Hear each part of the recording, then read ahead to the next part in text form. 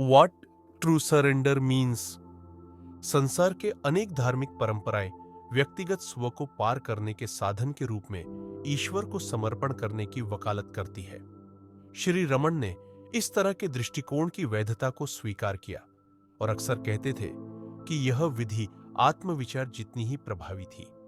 पारंपरिक रूप से समर्पण का मार्ग द्वैतपूर्ण भक्तिपूर्ण अभ्यासों से जुड़ा हुआ है, लेकिन ऐसी गतिविधियां श्री रमन के लिए केवल द्वितीयक महत्व की थी।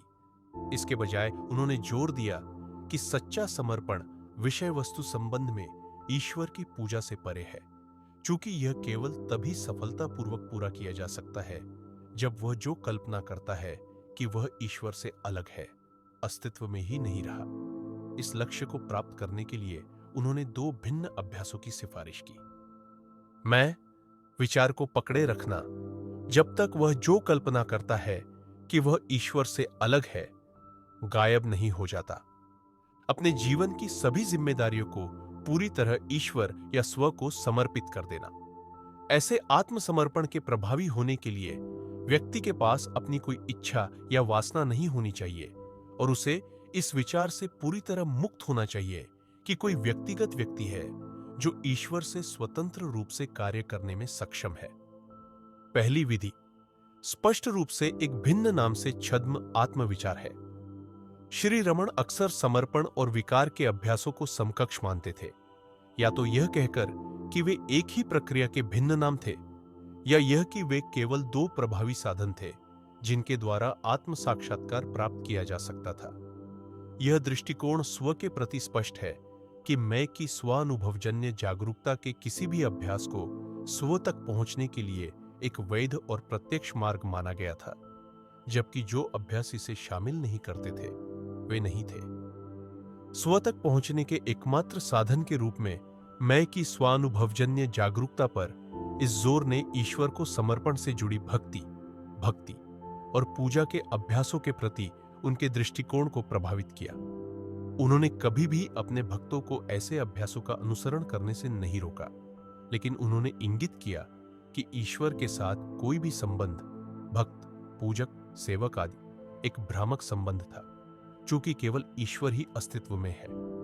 सच्ची भक्ति उनके अनुसार वास्तव में जैसे होकर रहना है, उस अस्तित्व की स्थिति में जिसमें ईश्वर के साथ संबंधों के बारे में सभी विचार समाप्त हो गए हैं। अपने जीवन की जिम्मेदारी को ईश्वर को समर्पित करने की दूसरी विधि भी आत्मविचार से संबंधित है, क्योंकि यह मैं विचार को उन वस्तुओं और क्रियाओं से अलग करके समाप्त करने का लक्ष्य रखती है जिनके साथ यह निरंतर पहचान बनाता है। इस अभ्यास का अनुसरण करते समय यह बात लगातार जागरूक रहनी चाहिए कि कोई व्यक्तिगत मैं नहीं है जो कार्य करता है या इच्छा करता है, कि केवल स्व ही अस्तित्व में है और स्व के अलावा कोई भी ऐसी चीज नहीं है जो उससे स्वतंत्र रूप से कार्य करने में सक्षम हो।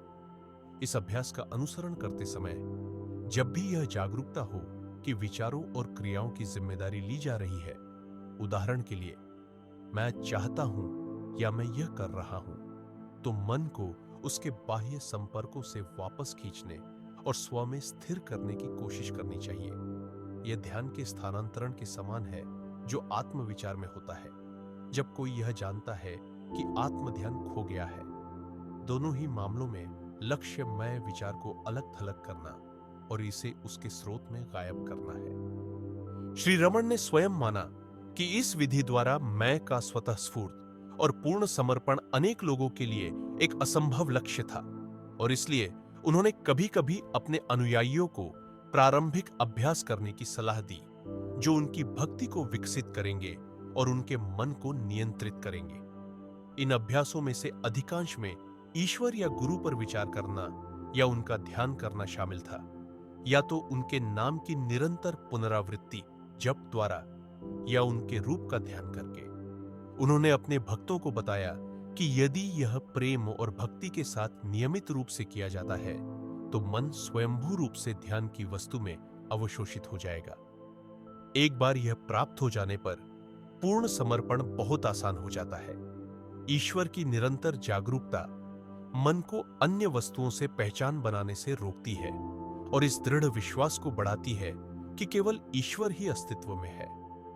यह स्व से शक्ति या कृपा की एक पारस्परिक धारा भी उत्पन्न करता है, जो मैं विचार की पकड़ को कमजोर करती है और वासनाओं को नष्ट करती है, जो इसके अस्तित्व को स्थायी और सुदृढ़ बनाती है। अंततः मैं विचार को प्रबंधनीय अनुपात में कम कर दिया जाता है और थोड़े से आत्मध्यान के साथ इसे अस्थायी रूप से हृदय में डुबोया जा सकता है। आत्मविचार की तरह अंतिम साक्षात्कार स्व की शक्ति द्वारा स्वचालित रूप से लाया जाता है। जब मन की सभी बहिर्मुखी प्रवृत्तियां अस्तित्व के बार बार के अनुभवों में विलीन हो गई है, स्व अवशेष मैं विचार को इतनी पूरी तरह नष्ट कर देता है कि यह फिर कभी नहीं उठता। मैं का यह अंतिम विनाश केवल तभी होता है जब आत्मसमर्पण पूरी तरह निष्काम हो। यदि यह कृपा या आत्म साक्षात्कार की इच्छा के साथ किया जाता है तो यह कभी भी आंशिक समर्पण से अधिक नहीं हो सकता। एक व्यापारिक लेन देन जिसमें मैं विचार एक पुरस्कार प्राप्त करने की अपेक्षा में प्रयास करता है। बिना शर्त समर्पण क्या है? यदि कोई स्वयं को समर्पित कर दे तो कोई प्रश्न पूछने वाला या विचार करने वाला कोई नहीं रहेगा।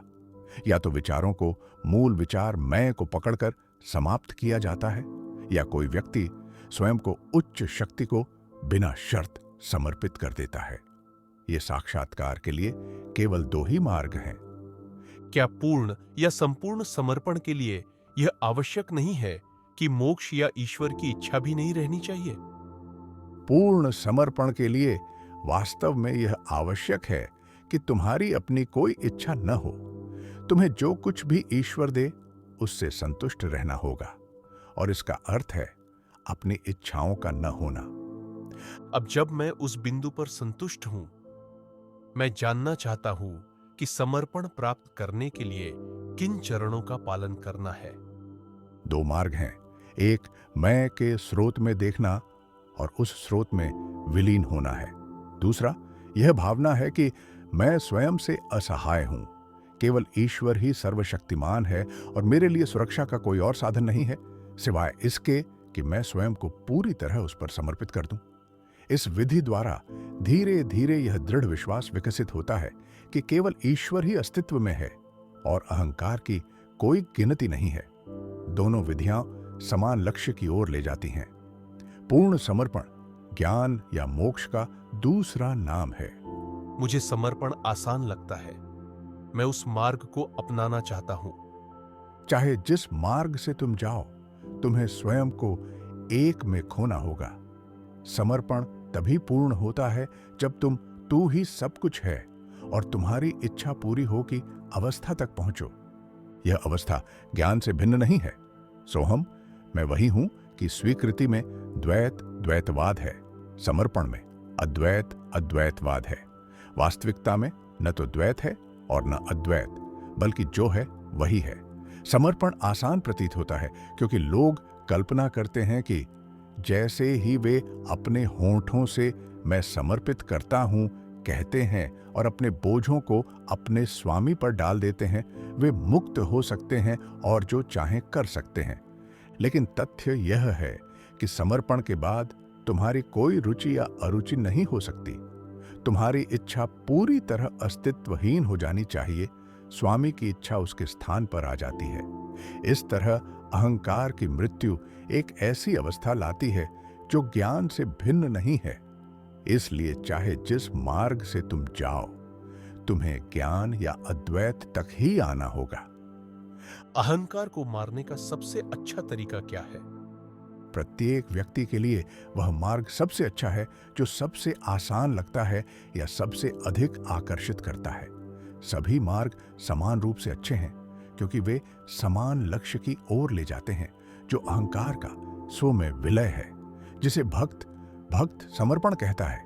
जो व्यक्ति विचार करता है वह उसे ज्ञान कहता है। दोनों केवल अहंकार को उस स्रोत वापस ले जाने और उसे वहीं विलीन करने का प्रयास कर रहे हैं जहां से यह उत्पन्न हुआ था। क्या कृपा साधक में इस तरह की योग्यता को तेज नहीं कर सकती? इसे ईश्वर पर छोड़ दो, निर्भीक होकर समर्पित कर दो। दो चीजों में से एक करनी होगी। या तो समर्पण करो क्योंकि तुम अपनी असमर्थता स्वीकार करते हो और तुम्हें सहायता के लिए एक उच्च शक्ति की आवश्यकता है, या दुख के कारण की जांच करो, स्रोत तक जाकर और स्व में विलीन होकर कोई भी मार्ग अपनाओ, तुम दुख से मुक्त हो जाओगे। ईश्वर कभी भी उसे नहीं छोड़ता है जो समर्पित हो गया है। समर्पण के बाद मन की प्रवृत्ति क्या है? क्या समर्पित मन प्रश्न उठा रहा है? निरंतर समर्पण की इच्छा करके मुझे आशा है कि बढ़ती हुई कृपा का अनुभव होगा। एक बार के लिए ही समर्पित कर दो और इच्छा से मुक्त हो जाओ। जब तक कर्तृत्व का भाव बना रहता है तब तक इच्छा है, वह भी व्यक्तित्व है। यदि यह चला जाए तो स्व को शुद्ध रूप से दीप्तिमान पाया जाता है। कर्तृत्व का भाव बंधन है, न कि क्रियाएं स्वयं। स्थिर रहो और जानो कि मैं ईश्वर हूं। यहां स्थिरता पूर्ण समर्पण है, व्यक्तित्व के किसी अंश के बिना। स्थिरता प्रबल होगी और मन में कोई व्याकुलता नहीं होगी। मन की व्याकुलता इच्छा, कर्तृत्व भाव और व्यक्तित्व का कारण है। यदि वह रुक जाए तो शांति है। वहां जानना का अर्थ है होना। यह त्रिक, ज्ञान, छाता और झेय से संबंधित सापेक्ष ज्ञान नहीं है। क्या मैं ईश्वर हूं या मैं परम प्राणी हूं का विचार उपयोगी है। मैं वही हूं जो मैं हूं। मैं हूं, ईश्वर है, मैं ईश्वर हूं। सोचना नहीं, मैं हूं का साक्षात्कार करो और मैं हूं न सोचो। जानो कि मैं ईश्वर हूं, ऐसा कहा जाता है, न कि सोचो कि मैं ईश्वर हूं। समर्पण की सारी बातें गणेश जी की गुड़ की मूर्ति से गुड़ चुराना और उसी गणेश जी को नैवेद्य भोज्य अर्पण के रूप में चढ़ाना जैसी है। तुम कहते हो कि तुम अपना शरीर, आत्मा और सभी संपत्तियां ईश्वर को अर्पित करते हो। क्या वे तुम्हारी थीं जो तुम उन्हें अर्पित कर सकते थे? अधिकतम तुम केवल यह कह सकते हो, मैं अब तक गलत तरीके से कल्पना करता रहा कि जो कुछ तुम्हारा है वह मेरा है। अब मैं समझता हूं कि वे तुम्हारे हैं। मैं अब उनके मेरे होने की भांति व्यवहार नहीं करूंगा। यह ज्ञान कि ईश्वर या स्व के अलावा कुछ नहीं है, कि मैं और मेरा अस्तित्व में नहीं है और केवल स्व ही अस्तित्व में है, ज्ञान है। इस प्रकार भक्ति और ज्ञान में कोई अंतर नहीं है। भक्ति ज्ञान माता या ज्ञान की माता है। हम संसार के मनुष्य हैं। हमें कोई न कोई दुख है और नहीं जानते कि इससे कैसे बाहर निकले। हम ईश्वर से प्रार्थना करते हैं और फिर भी संतुष्ट नहीं होते। हम क्या कर सकते हैं? ईश्वर पर विश्वास करो। हम समर्पित करते हैं, लेकिन फिर भी कोई मदद नहीं मिलती। हां, यदि तुम समर्पित हो गए हो तो तुम्हें ईश्वर की इच्छा का पालन करने में सक्षम होना चाहिए और जो तुम्हें प्रसन्न न करे उसके लिए शिकायत नहीं करनी चाहिए। चीजें जिस तरह प्रतीत होती हैं उससे भिन्न तरीके से निकल सकती हैं। संकट अक्सर मनुष्य को ईश्वर में विश्वास की ओर ले जाता है। लेकिन हम संसारी हैं, पत्नी है, बच्चे हैं, मित्र और रिश्तेदार हैं। हम उनके अस्तित्व को अनदेखा नहीं कर सकते और दैवीय इच्छा के लिए स्वयं को समर्पित नहीं कर सकते। अपने भीतर कुछ व्यक्तित्व बनाए रखते। अर्थ है कि तुमने जैसा कहा था वैसा समर्पण नहीं किया है। तुम्हें केवल ईश्वर पर विश्वास करना चाहिए। उसे समर्पित कर दो और उसकी इच्छा का पालन करो, चाहे वह प्रकट हो या अदृश्य हो जाए। उसकी प्रसन्नता की प्रतीक्षा करो। यदि तुम उससे अपनी इच्छानुसार करने को कहते हो तो यह समर्पण नहीं, उसके लिए आज्ञा है। तुम उसे अपनी बात मनवा नहीं सकते और फिर भी यह सोच सकते हो कि तुम समर्पित हो गए हो। वह जानता है कि क्या सबसे अच्छा है और कब और कैसे करना है। सब कुछ पूरी तरह उस पर छोड़ दो। उसका बोझ है, तुम्हारी अब कोई चिंता नहीं है। तुम्हारी सारी चिंताएं उसकी हैं। ऐसा है समर्पण, यही भक्ति है। या पूछो कि ये प्रश्न किसको उत्पन्न होते हैं। हृदय में गहरे गोता लगाओ और स्व के रूप में रहो। इन दो मार्गों में से एक मार्ग साधक के लिए खुला है। समर्पण असंभव है। हां, शुरुआत में पूर्ण समर्पण असंभव है। आंशिक समर्पण निश्चित रूप से सभी के लिए संभव है। समय के साथ वह पूर्ण समर्पण की ओर ले जाएगा। खैर, यदि समर्पण असंभव है तो क्या किया जा सकता है? मन की कोई शांति नहीं है। तुम इसे लाने में असहाय हो। यह केवल समर्पण द्वारा ही किया जा सकता है। क्या समर्पण अपने आप से स्व तक पहुंचने के लिए पर्याप्त है? यह पर्याप्त है कि कोई स्वयं को समर्पित कर दे। समर्पण का अर्थ है स्वयं को अपने होने के मूल कारण को समर्पित कर देना। स्वयं को बहकाओ मत, यह कल्पना करके कि ऐसा स्रोत तुम्हारे बाहर कोई ईश्वर है। तुम्हारा स्रोत तुम्हारे भीतर है। स्वयं को उस पर समर्पित कर दो। इसका अर्थ है कि तुम्हें स्रोत खोजना चाहिए और उसमें विलीन हो जाना चाहिए। कहते हैं कि यदि कोई पूरी तरह और एकमात्र ईश्वर में शरण ले और किसी अन्य चीज के बारे में न सोचे तो वह सब कुछ प्राप्त कर सकता है। क्या इसका अर्थ है एक जगह पर स्थिर बैठे रहना और सभी समय पूरी तरह ईश्वर का ध्यान करना, सभी विचारों को त्याग देना, भोजन के बारे में विचारों को भी जो शरीर के पोषण के लिए आवश्यक है? क्या इसका अर्थ है कि जब कोई बीमार पड़े तो उसे औषधि और उपचार के बारे में नहीं सोचना चाहिए, बल्कि अपने स्वास्थ्य या बीमारी को विशेष रूप से दैवी इच्छा के हवाले कर देना चाहिए?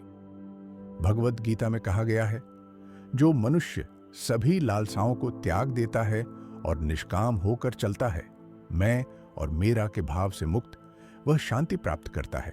2:71। इसका अर्थ है सभी इच्छाओं का त्याग। इसलिए क्या हमें केवल ईश्वर के ध्यान में लीन हो जाना चाहिए और भोजन और जल केवल तभी स्वीकार करना चाहिए जब वे ईश्वर की कृपा से उपलब्ध हों, उनके लिए मांगे बिना? या इसका अर्थ है कि हमें थोड़ा प्रयास करना चाहिए? भगवान कृपया इस शरणागति समर्पण के रहस्य की व्याख्या करें। अनन्य शरणागति पूर्ण समर्पण का अर्थ है विचारों से बिना किसी आसक्ति के होना। इसमें कोई संदेह नहीं है, लेकिन क्या इसका अर्थ यह है कि भोजन और जल के विचारों को भी त्याग दिया जाए जो शारीरिक शरीर के पोषण के लिए आवश्यक हैं? वह पूछता है, क्या मुझे केवल तभी खाना चाहिए जब मुझे ईश्वर के निर्देश से कुछ मिले और बिना मेरे मांगे, या मुझे थोड़ा प्रयास करना चाहिए? ठीक है, मान लें कि जो हमें खाना है वह अपने आप आ जाता है, लेकिन फिर भी कौन खाएगा? मान लो कोई हमारे मुंह में डाल दे, क्या हमें कम से कम निगलना नहीं चाहिए? क्या यह भी एक प्रयास नहीं है? वह पूछता है, यदि मैं बीमार पड़ जाऊं तो क्या मुझे औषधि लेनी चाहिए या मुझे चुप रहना चाहिए, अपने स्वास्थ्य और बीमारी को ईश्वर के हाथों में छोड़कर? शंकर द्वारा लिखित पुस्तक साधना पंचकम में कहा गया है कि भूख नामक रोग के उपचार के लिए भिक्षा में प्राप्त भोजन करना चाहिए, लेकिन फिर कम से कम बाहर जाकर भिक्षा मांगनी पड़ेगी। यदि सभी लोग आंखें बंद करके स्थिर बैठ जाएं और कहें कि यदि भोजन आता है तो हम खाएंगे, तो दुनिया कैसे चलेगी? इसलिए एक को अपनी परंपराओं के अनुसार जैसी चीजें आती हैं उन्हें स्वीकार करना चाहिए, लेकिन उस भावना से मुक्त होना चाहिए कि वह स्वयं उन्हें कर रहा है।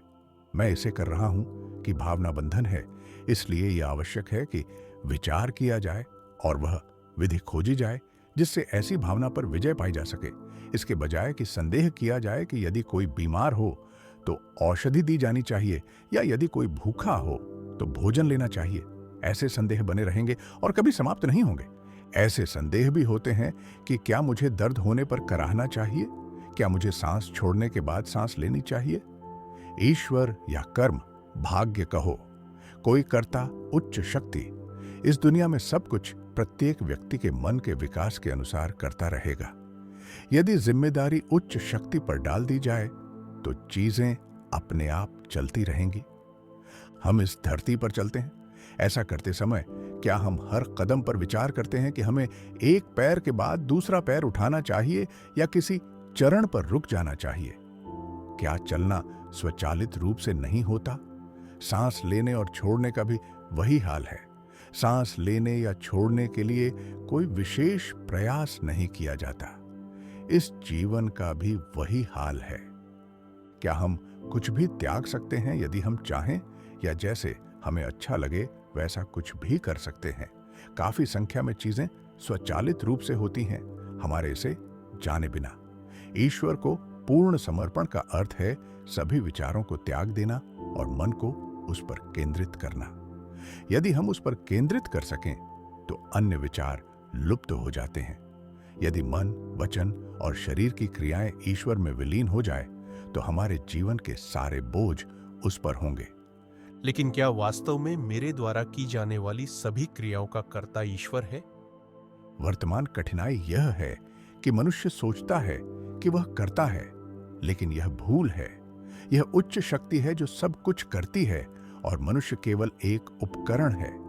यदि वह उस स्थिति को स्वीकार कर ले तो वह परेशानियों से मुक्त हो जाता है, अन्यथा वह उन्हें न्योता देता है। उदाहरण के लिए गोपुरम मंदिर टॉवर के आधार पर की गई मूर्ति को लो, जिसे ऐसा बनाया गया है कि प्रतीत होता है कि वह टॉवर का बोझ अपने कंधे पर उठा रही है। उसकी मुद्रा और देखो, बहुत भारीपन का चित्रण है जो यह धारणा देती है कि वह टॉवर के वजन को सहन कर रही है। लेकिन सोचो, टॉवर धरती पर बना है और यह अपनी नींव पर टिका है। मूर्ति टॉवर का एक हिस्सा है, लेकिन इसे ऐसा दिखाया गया है कि प्रतीत होता है कि वह टॉवर के वजन को सहन कर रही है। क्या यह हास्यास्पद नहीं है? वैसे ही वह व्यक्ति भी जो स्वयं पर कर्तृत्व का भाव लेता है। स्वामी, ईश्वर से प्रेम करना अच्छा है ना? फिर प्रेम के मार्ग का अनुसरण क्यों न करें? किसने कहा कि तुम इसका अनुसरण नहीं कर सकते? तुम ऐसा कर सकते हो, लेकिन जब तुम प्रेम की बात करते हो तो द्वैत है ना? जो प्रेम करता है वह व्यक्ति और वह तत्व जिसे ईश्वर कहा जाता है, जिससे प्रेम किया जाता है। व्यक्ति ईश्वर से अलग नहीं है। इसलिए प्रेम का अर्थ है कि किसी को अपने स्वयं के स्व से प्रेम है। इसीलिए मैं आपसे पूछ रहा हूं कि क्या ईश्वर की पूजा प्रेम के मार्ग द्वारा की जा सकती है? यही तो मैं कह रहा हूं। प्रेम स्वयं ईश्वर का वास्तविक रूप है। यदि मैं इससे प्रेम नहीं करता, उससे प्रेम नहीं करता कहकर तुम सभी चीजों को अस्वीकार कर देते हो, तो जो शेष रहता है वह है स्वरूप। वह स्व का वास्तविक रूप है। वह शुद्ध आनंद है। उसे शुद्ध आनंद, ईश्वर, आत्मा या जो भी तुम कहो, वही भक्ति है, वही साक्षात्कार है और वही सब कुछ है। यदि तुम इस प्रकार सब कुछ अस्वीकार कर दो तो जो शेष रहता है वह केवल स्व है। वही वास्तविक प्रेम है। जो उस प्रेम के रहस्य को जानता है वह पाता है कि संसार स्वयं सार्वभौमिक प्रेम से भरा है। चेतना को न भूलने का अनुभव अकेला ही भक्ति की अवस्था है, जो म्लान न होने वाले वास्तविक प्रेम का संबंध है। क्योंकि स्व का वास्तविक ज्ञान, जो अविभाजित परम आनंद के रूप में दीप्त होता है, प्रेम के स्वभाव के रूप में उभरता है। केवल यदि कोई प्रेम के सत्य को जानता है, जो स्व का वास्तविक स्वभाव है, तो जीवन की मजबूत उलझी हुई गांठ खुलेगी। केवल यदि कोई प्रेम की पराकाष्ठा को प्राप्त करता है तो मुक्ति प्राप्त होगी। ऐसा सभी धर्मों का हृदय है। स्व का अनुभव केवल प्रेम है। जो केवल प्रेम को देखना है, केवल प्रेम को सुनना है, केवल प्रेम को महसूस करना है, केवल प्रेम को चखना है और केवल प्रेम को सूंघना है, जो आनंद है। मुझे भक्ति की लालसा है। मैं इस लालसा को और अधिक चाहता हूं। मेरे लिए साक्षात्कार भी मायने नहीं रखता। मेरी लालसा में मुझे मजबूत होने दो। यदि लालसा है तो साक्षात्कार तुम पर थोप दिया जाएगा, चाहे तुम इसे चाहो या नहीं। इसके लिए तीव्र लालसा करो ताकि मन भक्ति में पिघल जाए। कपूर जल जाने के बाद कोई अवशेष नहीं रहता। मन कपूर है। जब यह स्व में विलीन हो जाता है, पीछे सबसे सूक्ष्म निशान भी न छोड़कर, तो यह स्व का साक्षात्कार है। मेरा मूर्ति ध्यान में विश्वास है। क्या यह मुझे ज्ञान प्राप्त करने में मदद नहीं करेगा? निश्चित रूप से करेगा। उपासना, ध्यान मन की एकाग्रता में मदद करती है। तब मन अन्य विचारों से मुक्त हो जाता है और ध्यान किए गए रूप से भर जाता है। तब मन ध्यान की वस्तु के साथ एक हो जाता है और यह इसे काफी शुद्ध बनाता है। फिर सोचो कि पूजक कौन है? उत्तर है मैं। वह है स्व। इस तरह स्व अंततः प्राप्त हो जाता है। अविचारित विचार द्वारा निराकार वास्तविकता की पूजा सबसे अच्छी पूजा है। लेकिन जब कोई ईश्वर की ऐसी निराकार पूजा के लिए योग्य नहीं होता है, तो केवल रूप की पूजा उपयुक्त है। निराकार पूजा केवल उन लोगों के लिए संभव है जो अहंकार रूप से रहित हैं। जानो कि जो लोग अहंकार रूप रखते हैं उनके द्वारा की गई सभी पूजाएं केवल रूप की पूजा है। कृपा स्व से जुड़े रहने की शुद्ध अवस्था जो किसी आसक्ति से रहित है, अकेली ही एक की स्वयं की मौन अवस्था है जो किसी अन्य वस्तु से रहित है। जानो कि उस मौन के रूप में सदा निवास करना, जैसा वह है उसे अनुभव कर लेना, अकेला ही वास्तविक मानसिक पूजा है। जानो कि निरंतर वास्तविक और स्वाभाविक पूजा का संपादन, जिसमें मन को एक स्व के रूप में विनम्रता से स्थापित किया जाता है, भगवान को हृदय सिंहासन पर स्थापित करके, वह मौन है।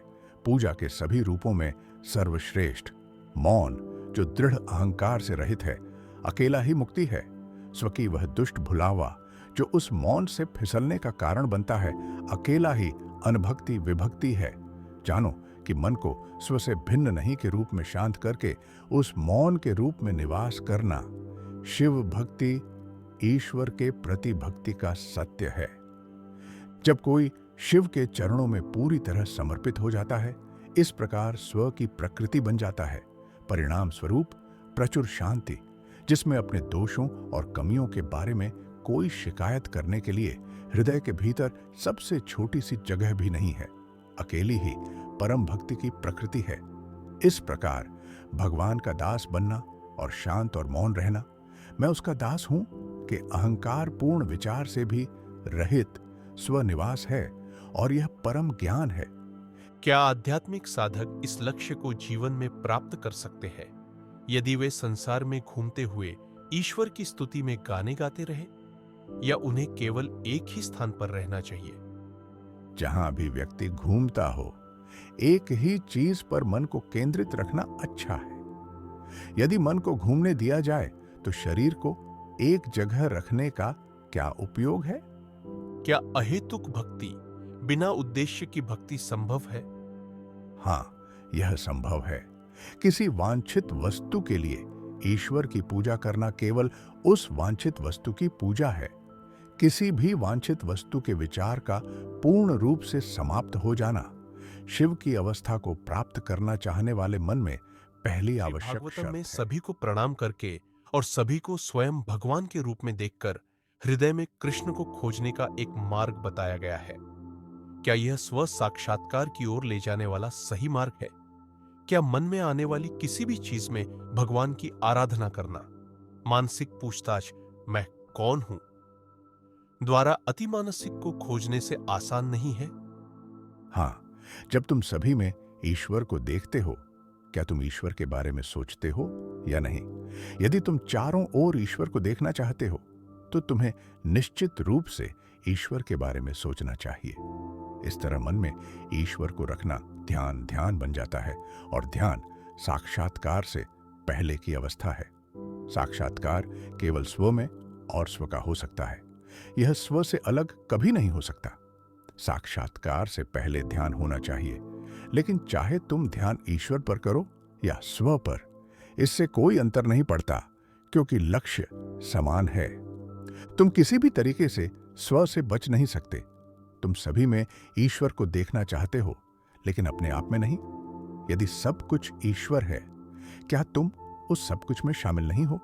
स्वयं ईश्वर होकर क्या यह आश्चर्य है कि सब कुछ ईश्वर है? यही वह विधि है जो श्री भागवतम और अन्यत्र अन्य लोगों द्वारा सलाह दी गई है। लेकिन इस अभ्यास के लिए भी दृष्टा या चिंतक होना आवश्यक है। वह कौन है? सर्वव्यापक ईश्वर को कैसे देखे? ईश्वर को देखना ईश्वर होना है। व्याप्त होने के लिए ईश्वर से अलग कोई सर्वव्यापक नहीं है, केवल वही है। भक्त को एक ईश्वर की आवश्यकता होती है जिसके प्रति वह भक्ति कर सके। क्या उसे यह सिखाया जाए कि केवल स्व है, पूजक और पूजित नहीं? निश्चित रूप से साधना के लिए ईश्वर आवश्यक है, लेकिन साधना का अंत भक्ति का मार्ग में भी केवल पूर्ण समर्पण के बाद ही प्राप्त होता है। इसके अलावा क्या अर्थ है कि अहंकार के मिट जाने से परिणाम स्वरूप स्व वैसा ही शेष रहता है जैसा वह हमेशा से रहा है? कोई भी मार्ग चुन लो, मैं से बचा नहीं जा सकता।